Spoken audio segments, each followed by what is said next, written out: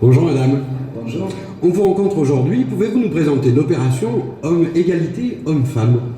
Alors aujourd'hui, François Hollande a décidé que sur l'ensemble du territoire, les femmes candidates tiendraient des conférences de presse pour annoncer les mesures de notre candidat en faveur de l'égalité femmes-hommes et notamment, c'est un scoop, je crois, la création d'un ministère des droits enfin, non, pas des droits de la femme, de l'égalité femmes-hommes.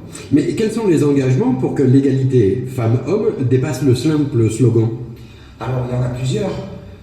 Concernant la parité pour les élections, par exemple.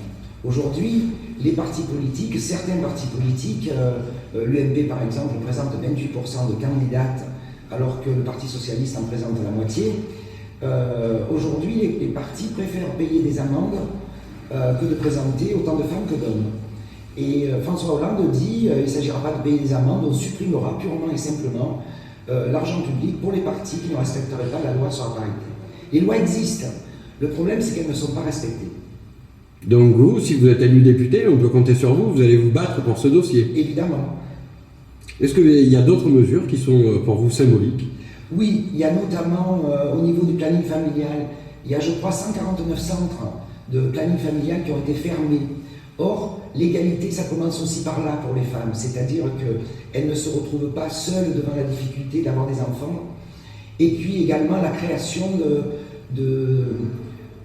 d'endroits pour accueillir les jeunes enfants, notamment en les prenant même avant 3 ans à la maternelle, pour qu'elles puissent exercer leur profession.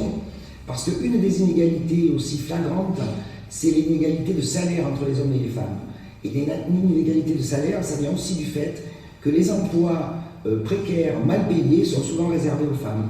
Donc c'est des chantiers sur lesquels on va travailler. Comme vous êtes la seule candidate féminine dans la 2e circonscription, on peut espérer...